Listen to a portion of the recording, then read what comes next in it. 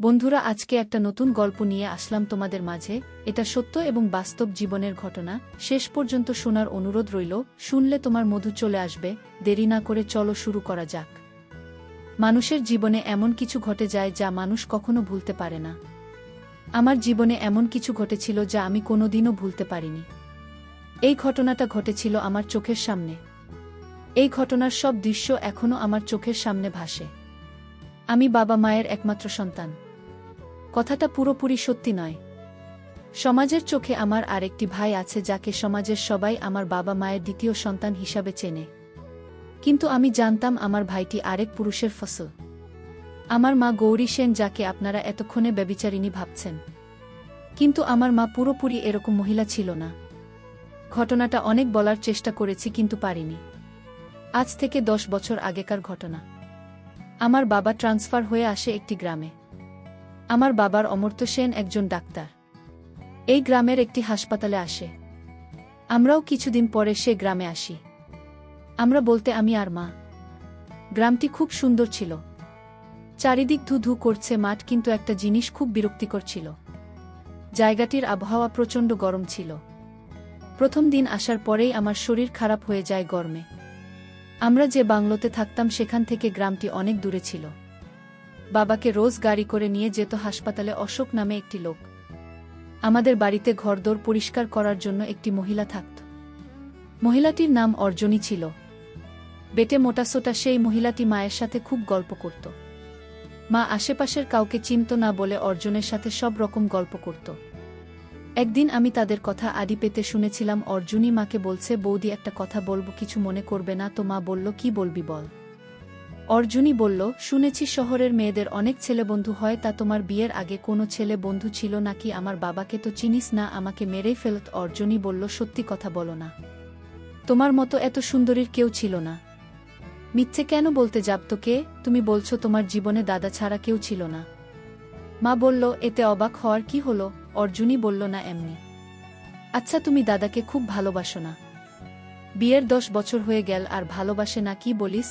অর্জুনী বলল, জানো বৌদি, এই গ্রামটা বেশি দিন কোনো ডাক্তার থাকে না। মা বলল, কেন? অর্জুনী বলল, এখানেই হাসপাতালগুলোতে খুব ওষুধের চোরা কারবারি চলে। এখানকার রাজনৈতিক দলের কিছু লোক যুক্ত থাকে। মা বলল, তোমার দাদা আমাকে এসব কথা তো জানেনি। অর্জুনী বলল, সে কি বৌদি, আপনি জানেন না? এর মধ্যেই ডাক্তার বাবুর সাথে কিছু লোকের ঝামেলা হয়েছে। হাসপাতালে তারা ডাক্তারবাবুকে শাসিয়েছে। মা চুপ করে শুনছিল। এরপর আমার মনে আছে সেদিন রাতে বাবা মায়ের মধ্যে এসব নিয়ে ঝগড়া হয়ে গেল। 23 দিন পর আমাদের বাড়িতে একজন মধ্যবয়স্ক লোক এল। লোকটি নাকি গ্রামের খুব প্রভাবশালী লোক। আমার এখনো মনে আছে সেই দিনটার কথা, যখন লোকটি প্রথম আমাদের বাড়িতে আসে। তখন আমি বারান্দায় খেলছিলাম। বিকাল বেলা যখন একটা কালো গাড়ি এসে আমাদের বাড়ির সামনে দাঁড়ায়। গাড়ি থেকে কিছু লোককে নামতে দেখে আমি ভয়ে আমাদের ঘরে ঢুকে যায়। মা আমাকে জিজ্ঞেস করল, কি হলো, তুই বাইরে থেকে ছুটে এলে কেন? আমি বললাম, বাইরে কারা জেনে এসেছে। কি রকম জেন? গুন্ডাদের মতো দেখতে। আমি ঠিক বলেছিলাম, লোকগুলো সত্যিই গুন্ডাদের মতো দেখতে ছিল। মা আমার সাথে বাইরে আসতে একটু থমকে গেল। মা তাদের বলল, আপনারা একজন নমস্কার করে বলে উঠল, নমস্কার বৌদি, আপনি কি ডাক্তার বাবুর স্ত্রী? মা বলল, হ্যাঁ। উনি তো এখনো হাসপাতাল থেকে আসেননি। আবার লোকটি বলে উঠল, আমি ডাক্তার বাবুর সাথে কথা বলতে এসেছিলাম। আপনি যদি কিছু মনে না করেন, আমরা কি ডাক্তার বাবুর জন্য বাইরে অপেক্ষা করতে পারি? আমার একটা বিশেষ বিষয় নিয়ে ডাক্তার বাবুর সাথে কথা বলার ছিল। মা বলল, উনি কখন আসবেন? এতক্ষণ এখানে আপনারা অপেক্ষা করবেন? লোকটি বলল, না, আমাদের কোনো অসুবিধা নেই। মা আমাকে নিয়ে ঘরের ভেতর গেল। ঘরে গিয়ে সে হাসপাতালে ফোন করে বাবাকে লোকগুলোর ব্যাপারে বলতে লাগল। বাবার সাথে কথা বলে মা জানলা দিয়ে উকি মেরে লোকগুলোকে দেখতে লাগল। তারপর কি যেন একটা ভেবে আবার বাইরে গিয়ে বলল, আমি খুব দুঃখিত যে আপনাদের ভেতরে থাকতে পারছি না। আমার ঘরের ভেতরটা অগোছালো হয়ে আছে। আবার সেই লোকটা উত্তর দিল, না না, আপনি এসব নিয়ে চিন্তা করবেন না, আমরা বাইরে বেশ ভালো আছি। দেখে মনে হচ্ছিল এই লোকটাই কথা বলতে পারে। বাকি লোকগুলো অদ্ভুত চোখে যেন আমার দিকে তাকিয়ে আছে। দেখে মনে হচ্ছিল তাদের কাছে আমার যেন দুর্লভ কোনো বস্তু।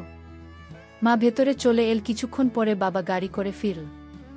বাইরে থেকে শুনতে পেলাম, বাবা বলছে, আরে রাজা সাহেব, আপনি এখানে? বাইরে দাঁড়িয়ে আছেন। লোকটি ঠাট্টা করে বলল, আরে আপনার স্ত্রী তো আমাদের ভয়ে ঘরে ঢুকতে দিল না।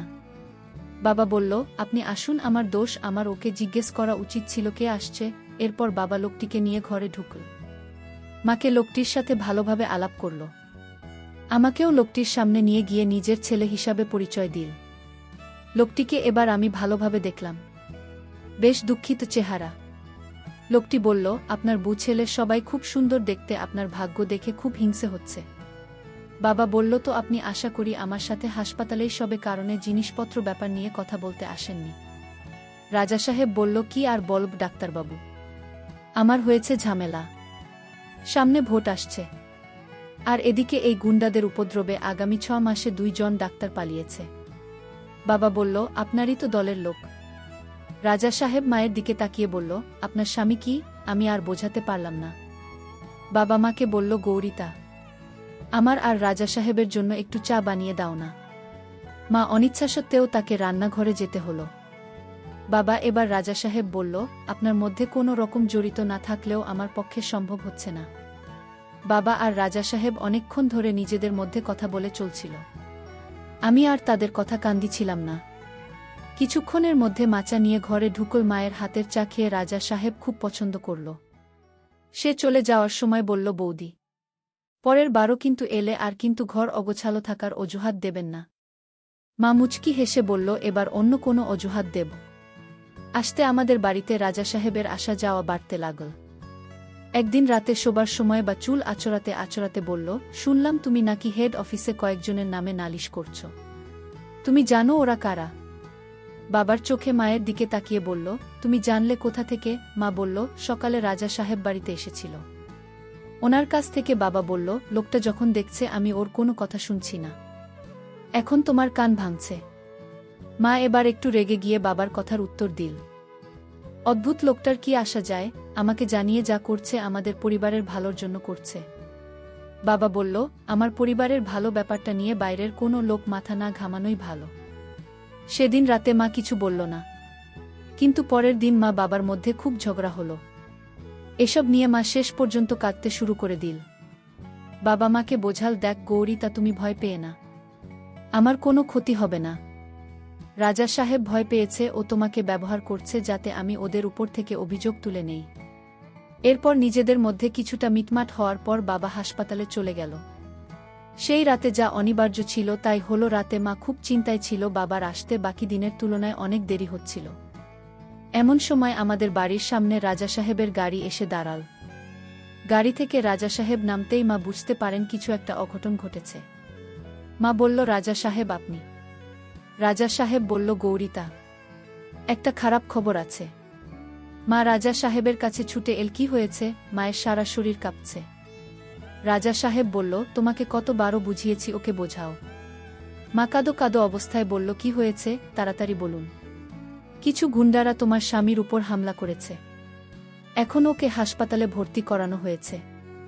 মা প্রায় পড়ে যাচ্ছিল, কিন্তু রাজা সাহেব মাকে জড়িয়ে ধরল, তার 2 হাত দিয়ে মায়ের বাহুখানা আগলে ধরল এবং মাকে কাছে টেনে নিয়ে মায়ের চোয়াল নিজের মুখের কাছে নিয়ে এসে বলল, গৌরিতা, চলো এখুনি তোমাকে হাসপাতালে নিয়ে যাই।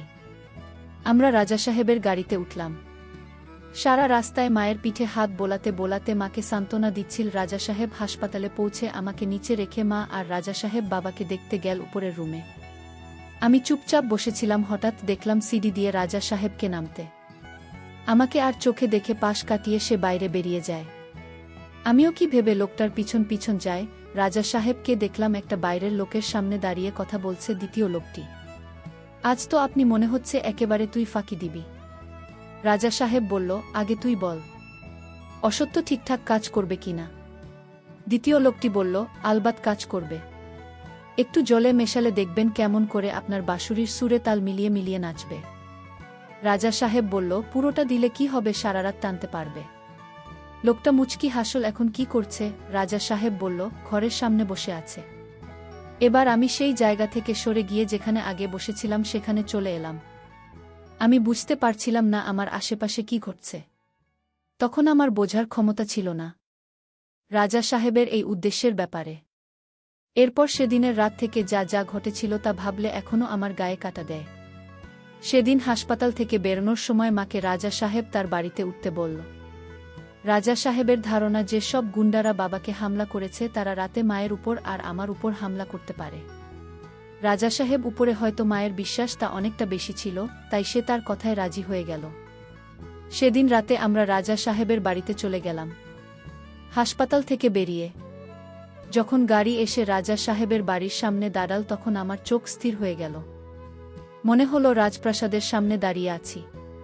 আমাদের জন্য ভালো খাবার বানানো হয়েছিল। আমি খেয়ে নিলাম, কিন্তু মা কিছুই খেতে চাইছিল না। রাজা সাহেব অনেক অনুরোধ করাতে মাসুদ শরবত খেল। মায়ের জন্য একটা ভারী স্বর্ণের রং করা পেতলের গ্লাসের শরবত নিয়ে এল। মা বলল, এবার বুঝতে পারছি আপনার নাম এখানে রাজা সাহেব কেন। রাজা সাহেব বলল, আমি হচ্ছি এই গ্রামের সবচেয়ে বড় ভিখারি। মা বলল, কেন এই কথা বলছেন? রাজা সাহেব বলল, আমার সব আছে কিন্তু নিজের আপন বলে কেউ নেই।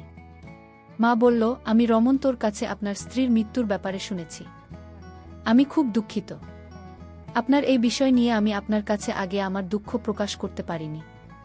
ভেবেছিলাম বিশ্বের ব্যাপারে কিছু বললে আপনি আরও দুঃখ পেতে পারেন। রাজা সাহেব বলল, আমি তো আর ডাক্তার বাবুর মতো ভাগ্যবান নই যে আপনার মতো সুন্দর বউ আর একটা পাব। মা কথাটা এগিয়ে গিয়ে বলল, আমি আপনার কাছে চিরকাল ঋণী থাকব। আপনি এই সময়ে আমাদের আশ্রয় দিয়েছেন। কিন্তু রাজা সাহেব, এরকম ভাবে তো আপনার এখানে থাকা যাবে না। জান, তাকে কি সত্যিই হাসপাতালে রাখতে হবে? আমি ওকেই গ্রামের বাইরে নিয়ে যেতে পারি না। রাজা সাহেব বলল, আপনি তো শুনলেন হাসপাতালের সামনে কি বলল। উনিও তো ডাক্তার, হয়তো আপনার স্বামী জুনিয়র। মা বলল, এখানে ৪৫ দিন থাকতে বলছে। আমার তো খুব ভয় হচ্ছে, ওরা যদি আবার হাসপাতালে। রাজা সাহেব বলল, গৌরী, তা তুমি তো দেখলে তোমার পাতি সংরক্ষণের জন্য আমার লোকেরা হাসপাতালে সারাক্ষণ ঘুরে বেড়াচ্ছে। তারপর কনস্টেবল যাদব খুঁজছে ওই শয়তানগুলোকে। সেদিন রাতে আমাদের উপরের একটা ঘরে শোবার ব্যবস্থা করা হলো। আমি শুয়ে পড়লাম। মা আমার পাশে এসে শোল। মাকে দেখে মনে হচ্ছিল মায়ের শরীরটা যে খারাপ। নিজের কপালের উপর হাত চেপে রেখেছে। আমি জিজ্ঞেস করলাম, মা তোমার কি হয়েছে? মা বলল, কিছু হয়নি বাবা, মাথাটা একটু ধরেছে। সারা দিন যা গেল, তুই ঘুমা। কিছুক্ষণের জন্য হয়তো আমি চোখটা বুজেছিলাম। হঠাৎ মনে হলো মা বিছানায় ছটফট করছে আর বিট বিট করে কি যেন বলছে। মায়ের কাছে আসতেই দেখতে পেলাম না চোখ বন্ধ করে মুখ দিয়ে কেমন আওয়াজ করছে আর ক্রমাগত বাবার নাম নিচ্ছে এবং নিজের ডান হাতখানা নিজের পায়ের মাঝে ক্রমাগত ঘষে চলছে। সারা শরীরে ঘাম জমে রয়েছে। আমি মাকে জিজ্ঞেস করি, মা তোমার কি হয়েছে? মা সঙ্গে সঙ্গে নিজের ঘোর কাটিয়ে আমার দিকে তাকাল। সে এক অদ্ভুত তাকানোর দৃষ্টি, মনে হচ্ছে তার ভেতরটা চলছে। মা বলল, কি হয়েছে? আমি বললাম, তোমার কি শরীর খারাপ লাগছে? মা আমার থেকে চোখ সরিয়ে বলল, তুই ঘুমা, আমাকে একটু বাচ্চা ঘরে যেতে হবে। মা বিছানা থেকে উঠে পড়ল। আস্তে আস্তে বারান্দা দিয়ে বাথরুমের দিকে গেল। আমিও দরজার সামনে দাঁড়িয়ে রইলাম। দেখলাম মা বাথরুমের সামনে গিয়ে থমকে গেল। দেখলাম বাচ্চা ঘরে তালা লাগানো। মায়ের মুখে বিরক্তি দেখা গেল। অনেকক্ষণ ধরে কি যেন ভাবল এবং তারপর রাজা সাহেবের ঘরের সামনে গেল। ঘরে টোকা মারতেই রাজা সাহেব সঙ্গে সঙ্গে দরজা খুলে দিল। মনে হলো রাজা সাহেব অপেক্ষা করছিল। রাজা সাহেব সম্পূর্ণ হয়ে মায়ের সামনে দাঁড়িয়েছিল। কি হয়েছে গৌরী? তা তোমার স্বামীর কথা চিন্তা করে ঘুম আসছে না? মা তৎক্ষণাৎ নিজের ঘরটা কাটিয়ে বলল, না রাজা সাহেব, আমার একটু বাচ্চা ঘুরে যেতে হবে। রাজা সাহেব বলল, তোমার বাচ্চা ঘরে যাবার প্রয়োজন। এই ঘরে এসো, ঘরে এসো। চাবিটা কোথায় রেখেছি খুঁজতে হবে। মায়ের হাত ধরে নিজের ঘরে নিয়ে গেল রাজা সাহেব। আমি আস্তে আস্তে দরজা থেকে উকি মারা বন্ধ করে ঘর থেকে বেরিয়ে এলাম। আস্তে আস্তে রাজা সাহেবের ঘরের দিকে গেলাম। আলতো খোলা জানলার মুখ দিয়ে উকি মারলাম। রাজা সাহেব আলমারি খুলে কি যেন একটা খুঁজছেন। মা জিজ্ঞেস করল, আপনি বাচ্চার ঘরে তালা দিয়ে রেখেছেন কেন? রাজা সাহেব মায়ের দিকে তাকিয়ে বলল, মাঝে মধ্যে বাচ্চার ঘরে বন্য বিড়াল ঢুকে পড়ে, সাপ ঢুকে পড়ে, তাই জানলাটা আর দরজাটা আটকানো থাকে। এরপর মায়ের কাঁধে হাত রেখে বলল, তোমার শরীর ঠিক আছে? তুমি এত ঘামছে কেন? মা এবার রাজা সাহেবের হাতখানা সরিয়ে বলল, আমাকে আমার ঘরে যেতে হবে। রাজা সাহেব, আমার ছেলে ঘরে একা শুয়ে আছে, আমাকে না দেখতে পেলে ভয় পাবে। মা কেমন যেন একটা অস্বস্তি বোধ করছে। রাজা সাহেবের সামনে ভালোভাবে জানলার কাছে মুখ বাড়াতেই বুঝতে পারলাম কারণটা। রাজা সাহেবের অদ্ভুত রকম তাঁবু হয়ে আছে। রাজা সাহেব মায়ের কাছে এগিয়ে এসে বলল, কি হলো, আমাকে ভয় করছে গৌরী, তা আমার শরীরটা ভালো নেই। রাজা সাহেব। মা মুখ ফিরিয়ে দরজার দিকে ঘুরতে যাচ্ছিল, এমন সময়ে রাজা সাহেব পিছন থেকে ধরল দেয়ালের সাথে। মা কিছুক্ষণ রাজা সাহেবের বাহুবন্ধনে ছোট স্কুল কিছুক্ষণের জন্য, তারপর কাঁদতে লাগল। রাজা সাহেব আমাকে বলল, আমি জানি তোর কি হয়েছে, আজ রাতে তোর স্বামীর দরকার ছিল, কিন্তু আজ তোকে পরিপূর্ণ কে করবে সেটাই তো বুঝতে পারছি না। তোর চোখে ভেসে আছে নিঃসঙ্গতার ছাপ। মা ফুপিয়ে ফুপিয়ে কাঁদছিল, কিছু বলছিল না। নিজেকে এরকম ভাবে আটকে রেখে কি লাভ, শুধু ভাবছে একটি রাত তোমার পা ফসকে গেছে, কাল কেউ জানতে পারবে না আমাদের সম্পর্কের ব্যাপারে। রাজা সাহেব বলল। মাকে এবার নিজের দিকে ঘোরালো রাজা সাহেব। মা মাথা নিচু করে ফুপিয়ে ফুপিয়ে তখনও কাঁদছিল। মায়ের আঁচলখানা 2 হাত দিয়ে চেপে ধরে বলল, এত লজ্জা কিসের? এক মুহূর্তের জন্য সমাজের কথা ভুলে যাও, ভুলে যাও, তোমার স্বামীর কথা দেখবে, আজ রাত তোমার জীবনের সবচেয়ে বড় স্মরণীয় রাত হবে। মা মুখ ঘোরানোর চেষ্টা করল, কিন্তু রাজা সাহেব মায়ের মুখখানা সরাতে দিল না। রাজা সাহেব মায়ের মুখের কাছে নিজের মুখখানা নিয়ে বলল, তুমি আজ রাজি হও বা না হও, আমাকে তুমি আটকাতে পারবে না। মায়ের কষ্ট দেখে আমি আর থাকতে পারলাম না। মুহূর্তের মধ্যে মায়ের সারা শরীর কেঁপে উঠল। মা হাউমাউ করে কেঁদে উঠল। আমি আর দেখতে পারলাম না, সরে গেলাম জানলা থেকে। আমার মাথা কাজ করছিল না, খুব ভয় পেয়েছিলাম। একটু কেঁদে ফেললাম। নিজের মাকে একজন ব্যথা দিচ্ছে আর কিছু করতে পারছিলাম না ভেবে রাগে কান্নাটা এসেছিল। আমি সেখানে থাকতে পারলাম না, নিজের ঘরে চলে গেলাম। ঘরে দরজা বন্ধ করতেই মায়ের গলার আওয়াজ কানে আসছিল না, কিন্তু বিছানায় শুতেও পারলাম না। আমার মা কি করছে? রাজা সাহেব এত ব্যথা পেল কেন? মা, রাজা সাহেব মাকে কিভাবে মারছে? এইসব প্রশ্ন আমার মাথায় ঘুরতে লাগল। আমি আর ঘরে বসে থাকতে পারলাম না। প্রশ্নের উত্তর খুঁজতে আবার সেই ঘরের দিকে গেলাম। আমি আস্তে আস্তে সেই ঘরের কাছে গেলাম। এবার মায়ের কান্নার আওয়াজ শুনতে পারছিলাম না। জানলা দিয়ে উকি মারতেই দেখতে পেলাম না, একই রকম ভাবে আছে। রাজা সাহেব বলল, গৌরী, তা আমি তোমার মাথায় সিঁদুর পরাতে চাই। মা বলল, সিঁদুর সেটা কোথায় পাব রাজা সাহেব? রাজা সাহেব বলল, আমার কাছে আছে। রাজা সাহেব আর চোখে মাকে নজর রাখছিল যাতে মা এই সুযোগে পালানোর চেষ্টা না করে। কিন্তু মা উঠল, বরং সে উঠে বসল এবং রাজা সাহেবের দিকে তাকিয়ে রইল। রাজা সাহেব আলমারির উপর থেকে একটা কৌটো বার করল আর মায়ের কাছে এগিয়ে গেল।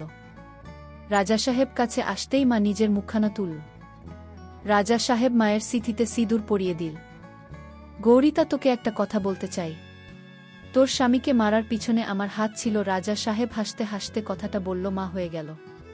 কি বলছেন? বলুন এটা মিথ্যে। রাজা সাহেব বলল, তোকে বিছানায় নেওয়ার জন্য আমি এত কিছু করছি। মা ভয় ভয় রাজা সাহেবের দিকে তাকিয়েছিল, তার চোখে একটি প্রশ্ন। রাজা সাহেব কি চায়? রাজা সাহেব মায়ের চুলের মুঠি চেপে ধরল। মা চেঁচিয়ে বলল, লাগছে রাজা সাহেব। রাজা সাহেব বলল, আমার কথা না শুনলে কাল সকালে তাকে বিধবা করে তোকে আমার কাজের লোক বানিয়ে রাখব। আমাকে তুই চিনিস না। মা বলল, আমাকে আমার ঘরে যেতে দিন। রাজা সাহেব বলল, কিন্তু আমার তো এখনো শেষ হয়নি। মার চো খবর হয়ে গেল, আমার ছেলে ঘরে একলা আছে। রাজা সাহেব মায়ের কাপড়গুলো হাতে নিয়ে বলল, আমি দেখে আসছি। মা বলল, ওগুলো নিয়ে যাচ্ছেন কেন? রাজা সাহেব বলল, তুই তো সম্পূর্ণ অবস্থায় ঘর থেকে বেরোতে পারবি না। মা বলল, রাজা সাহেব আপনি কি সত্যিই আমার স্বামীকে গুন্ডা দিয়ে মেরেছেন?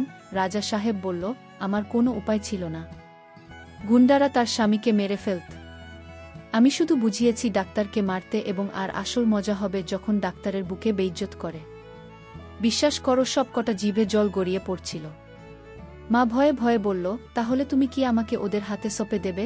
রাজা সাহেব বলল, যদি তোমাকে ওদের হাতেই ছেড়ে দিতাম তাহলে আজ রাতে তোমাকে বাড়ি থেকে হাসপাতালে নিয়ে যাবার জন্য আসতাম না।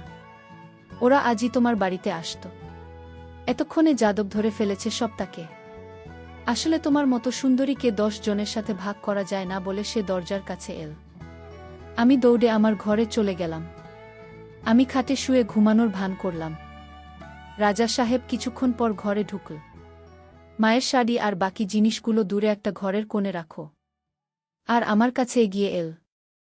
রাজা সাহেব আমার কাছে এসে উকি মারল এবং রাজা সাহেবের সামনে আমি শুয়ে থাকার নাটক করলাম। রাজা সাহেব ঘর থেকে বেরিয়ে গেল এবং যাবার আগে আমার ঘরের দরজা বাইরে থেকে বন্ধ করে দিল। আমি বুঝতে পারলাম সারারাত আমাকে ঘরে কাটাতে হবে। চোখে ঘুম আসছিল না। বারবার দৃশ্যগুলো চোখে ভাসছিল। অনেকক্ষণ ধরে খাতে দাপাদাপি করার পরে কখন ঘুমিয়ে পড়লাম খেয়াল নেই। যখন চোখ খুললাম দেখলাম এক বুড়ো মাসি আমায় জিজ্ঞেস করছে, খোকা ওঠো। আমি জিজ্ঞেস করলাম, আমার মা কোথায়? বড় মাসি বলল, তোমার মা খুব ক্লান্ত শুয়ে আছে। আমার প্রচণ্ড খিদে পাচ্ছিল, তাই আমি কথা না বাড়িয়ে বলে বসলাম, আমার খুব খিদে পেয়েছে। বড় মাসি বলল, হ্যাঁ, তোমাকে আমি খেতে দেখতে এসেছিলাম। তোমার খাবার বানানো হয়ে গেছে। আমি নিচে গিয়ে মুখ ধুয়ে খেয়ে নিলাম। পুরো বাড়িতে আমার একা একা লাগছিল, ঘরের কেউকে আমি চিনতাম না। হঠাৎ শুনতে রাজা সাহেবের 2 পরিচারিকার গলার আওয়াজ পেলাম। বাগানে ফিসফিস করে কি যেন বলছে, ভালোভাবে তাদের কথাগুলো আড়ি পেতে শুনলাম। ঘরে কি দেখলি? একজন পরিচারিকা আর একজনকে জিজ্ঞেস করল। সম্পূর্ণ হয়ে শুয়ে আছে রাজা সাহেব। আর ডাক্তারের বুক আমাদের দেখে বুকটা ভয়ে চেঁচিয়ে ওঠে এবং রাজা সাহেব কাপড় দিয়ে নিজের শরীর ঢাকার চেষ্টা করে। তারপরেই তো রাজা সাহেব বুড়ি মাসিকে ডেকে পাঠাল, আর তারপর আমাদেরকে সরিয়ে দিল। দুজনেই ফিসফিস করে হাসছিল। এমন সময় পিছন থেকে কে যেন বলে উঠল, এই খোকা, তুমি ওখানে কি করছো? পিছনে ফিরে দেখি বুড়ি মাসি। আমি বোকার মতো মাসির দিকে তাকিয়ে রইলাম। মাসি বলল, তোমাকে তোমার মা ডাকছে। আমি বললাম, মা কোথায়? বুড়ি বলল, উপরের ঘরে, যেখানে তুমি রাতে শুয়েছিলেন। আমি দৌড়ে উপরের ঘরে গেলাম। বাইরে থেকে মা আর রাজা সাহেবের গলার আওয়াজ শুনতে পেলাম। মা কাঁদতে কাঁদতে রাজা সাহেবকে বলল, কাল রাতের ঘটনা কোনো ভালোবাসা ছিল না। আমাকে ওষুধ খাইয়ে আপনি আপনার ইচ্ছের বিরুদ্ধে বিছানায় ভোগ করছেন। আমি আমার স্বামীকে গ্রাম থেকে নিয়ে যেতে চাই। রাজা সাহেব বলল, আমি তোমাকে বাধা দেব না। আমার লোকেরা তোমাকে গাড়িতে তুলে দেবে। আমি ঘরের দরজার সামনে দাঁড়িয়েছিলাম। মা আমাকে দেখতে পেয়ে চুপ হয়ে গেল। নিজের চোখের জল মুছে ফেলে আমাকে বলল, এখানে আমরা এখনই বাবার কাছে যাব। রাজা সাহেব ঘর থেকে বেরিয়ে যাচ্ছিল, কিন্তু মা রাজা সাহেবকে বেড়ানোর আগে একটা কথা শুনিয়ে দিল, আপনার কোনো সাহায্য আমাদের প্রয়োজন নেই। আমরা কিছুক্ষণ পর হাসপাতালের দিকে রওনা দিলাম। হাসপাতালে গিয়ে বাবাকে মা এখান থেকে নিয়ে যাবার কথা বলল। বাবা নিজেই বলল, এখান থেকে যাওয়া সম্ভব নয়। মাকে বাবা বলল রাজা সাহেবের বাড়িতে থাকতে, নিরাপত্তার জন্য, কিন্তু মা শুনল না এবং বলল যে সে আমাকে নিয়ে আমাদের বাংলোতে থাকবে। যখন আমরা সেখান থেকে ফিরছিলাম, আমাদের দেখা যাদবের সাথে হলো। যাদব আমাদেরকে থানায় আসতে বলল। পুলিশ সেখানে যেতে যেতে যাদব জানাল যে কাল রাতে রাজা সাহেব তাদেরকে আমাদের চলে যাবার পর আমাদের বাংলোতে লুকিয়ে থাকতে বলেছিল। লোকগুলো যারা আমার বাবার উপর হামলা করেছিল, তারা সত্যিই আমাদের বাড়িতে হামলা করেছিল এবং পুলিশ কয়েকজনকে গ্রেফতার করেছে, যদিও 2-3 জনকে তারা ধরতে পারেনি। যাদব বলল যে তার মায়ের বিবৃতি দরকার যে এই লোকগুলোর আমাদেরকে মারার চেষ্টা করেছে, যাতে সে লোকগুলোর নামে কেস ঠুকতে পারে। সেদিন থানা থেকে বেরিয়ে মা ইন্সপেক্টরকে অনুরোধ করল যে আমাদেরকে তারা রাজা সাহেবের বাড়িতে পৌঁছে দেওয়া। আমরা রাজা সাহেবের বাড়িতে পৌঁছাতে বুড়ি মাসি বলল, তুমি ফিরে এলে ডাক্তারের বউ, আমি জানতাম তুমি ফিরে আসবে। মা কোনো কথা উত্তর দিল না। আমরা যে ঘরে ছিলাম সেই ঘরের দরজা খুলে দিল। মা আমাকে বলল, তুই একটু একা থাকতে, আমি একটু বাইরে থেকে আসছি। মাকে দেখলাম বারান্দায়। বুড়ি মাসিকে জিজ্ঞেস করল, রাজা সাহেব কোথায়? বুড়ি হাসতে হাসতে বলল, তুমি চলে যাবার দুঃখে বাইরে পুকুরে স্নান করতে গেছে। মা বলল, বাইরের পুকুর? আমার ওনার সাথে একটু কথা বলার ছিল। বুড়ি মাসি বলল, চলো তোমাকে রাজা সাহেবের কাছে নিয়ে যায়, তোমাকে রাজা সাহেব দেখলে খুশি হবে। মাকে দেখলাম বুড়ি মাসির পিছন পিছন যেতে।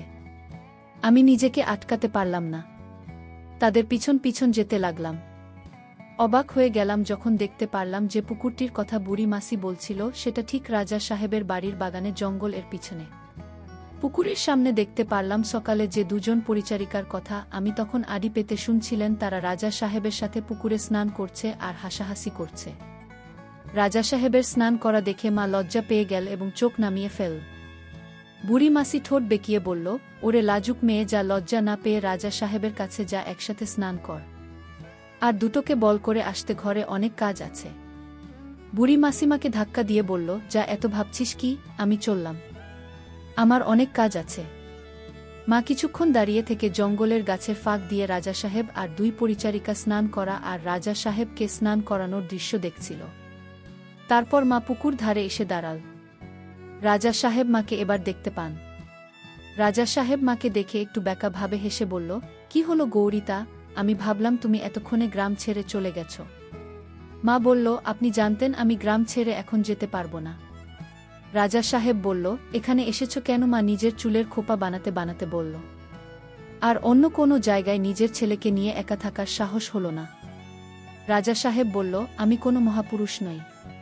তোমার মতো মহিলাকে যখন খুশি স্বীকার করতে পারি। মা বলল, আমার তো আর কিছু নেই আপনার কাছে হারানোর জন্য। মা পুকুরের জলে নামতে লাগল। রাজা সাহেব বাকি দুজনকে ইঙ্গিত করল পুকুর ছেড়ে উপরে যেতে। দুই পরিচারিকার চোখে মায়ের প্রতি একটু রাগ আর হিংসার আভাস বুঝতে পারলাম। দুজনের সাঁতার কাটতে কাটতে মায়ের পাশ কাটিয়ে বেরিয়ে গেল। হঠাৎ দেখলাম রাজা সাহেব সাঁতার কাটতে কাটতে মায়ের কাছে এসে দাঁড়াল। তোমার এখনও একটা ছিদ্র আমি এখনও দখল করিনি। তুমি সব কিছু হারায়নি এখনো। মা এই কথাটি শুনে একটু ভয় পেয়ে পিছিয়ে গেল। রাজা সাহেব বলল, এত ভয় কিসের? ওটা আমি তোমার ইচ্ছের বিরুদ্ধে নেবে না। রাজা সাহেব বলল, গতকালকে রাতে আমাকে তুমি স্বর্গে পৌঁছে দিয়েছিলেন গৌরীতা। তোমার এই মিষ্টি গন্ধ আমাকে পাগল করে দিয়েছিল। মা এই কথাগুলো শুনে জোরে জোরে নিঃশ্বাস নিতে লাগল। রাজা সাহেব মায়ের মুখের কাছে নিজের মুখখানা নিয়ে এল, ভেবে দেখো গৌরীটা, প্রত্যেক রাতে আমার মতো পশুর সাথে তোমাকে থাকতে হবে, কোনো বিশ্রাম হবে না। তোমার মা চোখ তুলে রাজা সাহেবকে বলল, আমি রাজি। কিন্তু কিছুক্ষণ পর রাজা সাহেবের অত্যাচার সহ্য করতে না পেরে মা বলল, আমি আর সহ্য করতে পারছি না। আমাকে ওই লোকগুলোর হাতে তুলে দিন, আমাকে ওরা একেবারে মেরে ফেলুক। রাজা সাহেব মুচকি হেসে বলল, তা কি করে হয় বল? আমি শুধু তো সেবা করছি না, তোর স্বামী ও ছেলের দায়িত্ব নিচ্ছি। মা উঠে পড়ল এবং পুকুরের পানিতে মুখ ধুতে লাগল। তখন রাজা সাহেব পিছন থেকে ধরল। বন্ধুরা, আজকের গল্পটি যদি তোমাদের ভালো লেগে থাকে তাহলে অবশ্যই ভিডিওটিতে লাইক করতে ভুলবেন না। আর এরকম নতুন নতুন গল্প পেতে আমাদের চ্যানেলটিকে সাবস্ক্রাইব করে পাশে থাকবে।